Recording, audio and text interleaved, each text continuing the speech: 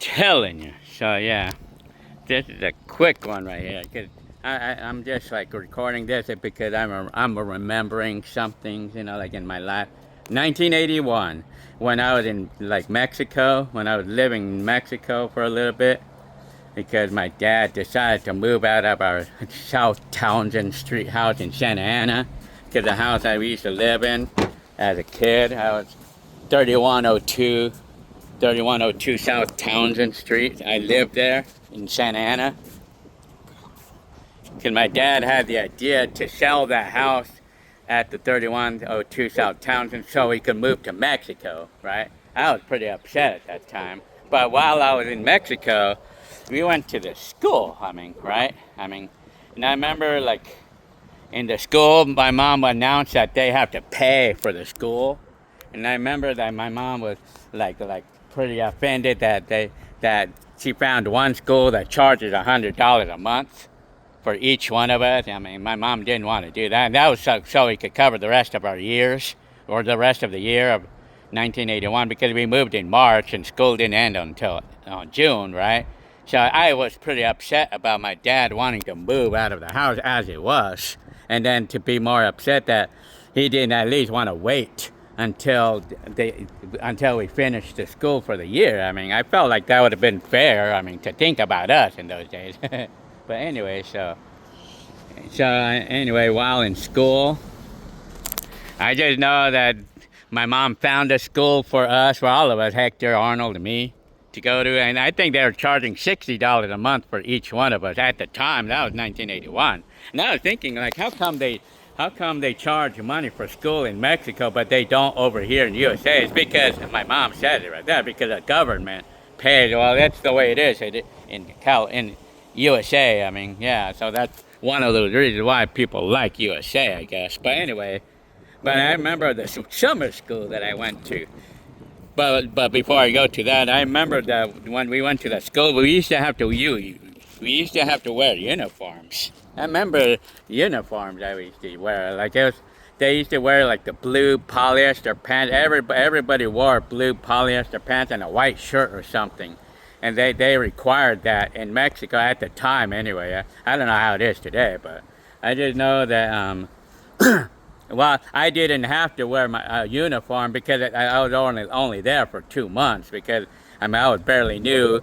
But what was bad about it is I didn't know the language, the Spanish, and so everybody talked the language, but sadly I could not speak the language, so it was a barrier for me. It was hard for me there.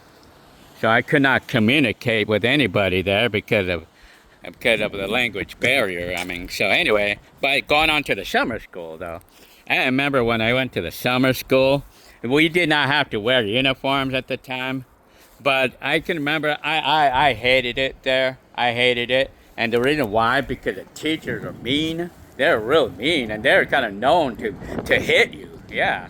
The teachers in Mexico were known to do that at the time. And well, even like especially during my regular school where I had to wear a uniform, I mean, I was the lucky one to get a nice teacher. Maybe God was looking after me there. I mean, but I just know that the fourth grade teacher, that's what it was at the time, was the nicest one, and I happened to be in fourth grade at the time. So she was the nicest one of the whole school. Very, very, really nice. I mean. And not only that, I remember that she was a pretty lady too. I mean, I remember that too. I mean, I actually liked her. I mean, I actually found her pretty attractive back then. But anyway, but I remember the rest of the teachers were mean. They were mean in the regular school, but in the summer school, every teacher was mean, man. Like, I remember that. Like in Mexico, I mean.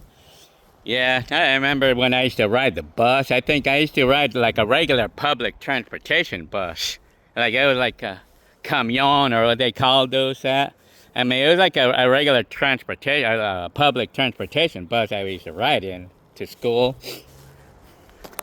I just know that I went to this, like I had this male teacher, and he was a very friendly guy, and I really liked the guy and stuff, like I was pretty happy because he was really nice and everything. Everybody wanted a male teacher because they were always kind of known to be really nice and fun to be with. or like fun to have a teacher with a male person. I think they called him the Profetio or something. I don't know what the name is in Mexico, but I didn't know that I was like I had him for my teacher for about a week or so. And next thing I know, I mean, my mom is bringing me to this lady, and then this lady was kind of like begging me to pick her, I mean, so to speak, like begging me to say yes, like to be, so she could be my teacher. Yeah, I was wondering, okay, why did they do that? I mean, I guess maybe they, how we call it?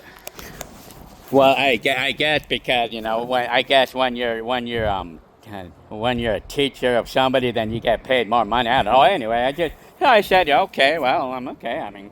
But I felt like it was an understanding that I'm not required to do good in the school because I don't know the language, Spanish language. So I know she understood that, so she would be easy on me, lenient on me. So at that point, I kind of thought that she would be lenient because it was kind of known that they would be lenient on me because I don't know the language and everything. So anyway, but one day I was like, how we call it, like I was just doing the school and stuff, or they were teaching the school, and then I was not required to turn in any work or anything at the time. And then one day I just had the heart to go ahead and to return some work, to turn in some work, even though I was not required to. I felt like I would have the heart to try. I don't have to. I didn't want them. To.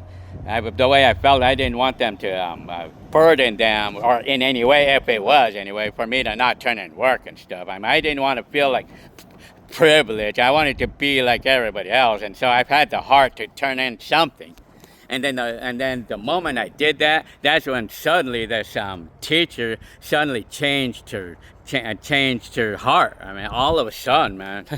Damn, like she went from being a really, really nice and loving lady to someone like a witch. She became a witch in an instant, man. And then from that point on, after I turned in that work, after I wanted to go ahead and try get a heart and turn in the work too. And that's when all of a sudden all hell broke loose. She broke loose on me, man. So from that point on, for the rest of the summer school, she was a mean one, man. She was a very mean teacher, man. And I tell you, I remember those times, and one day, and there was one time but then later on, I guess she had to move. The lady had to leave, or I don't know what was the reason, but she had to leave, and then they gave us another lady teacher, and she was even more mean. Oh, damn. Yeah, she was even more mean. And dang, I didn't know what I was going to do. I didn't know what I was going to do. Well, I would just have to live with it, try to live with it. She was even more mean. But anyway, so one day, with the teacher, one day they were making us read a book, right? And that was a bad thing because I could not read the language. I could not read the book because it was in Spanish. So yeah, I tell you. So she was making all of us read a book aloud to her and stuff. And so I was hoping that she would not get to me before the bell rang. Sadly, she came to me when the bell rang. Before the bell rang, and I couldn't read the book. Apparently I could not read the book, and then from that point on, she got so mad at me for it. She got so mad at me about it, and then she decided to punish me. Because of not being able to read that book. Yeah, I didn't know what to do on that one. So I was punished for the day. Well, I could not go to recess, like the lunch. So she demanded that I know how to read the book by the time that she comes back and everything. So I just could not read the book because I cannot read the language. I could not read Spanish. So I did not know the language. And then throughout the lunch. I had few people feeling for me. I know I had at least one guy who was really feeling for me, feeling my pain, so to speak. And so he's trying to help me there. read the book and everything. And I was trying to read the book, read it. But I could not do it. Apparently, it's not something that you can learn overnight. It's not something you can learn in minutes. You need a lot of time for that. But anyway, at the end, that's when my brothers, who was going there to that same school too, learned about it, that they actually punished me, for the day.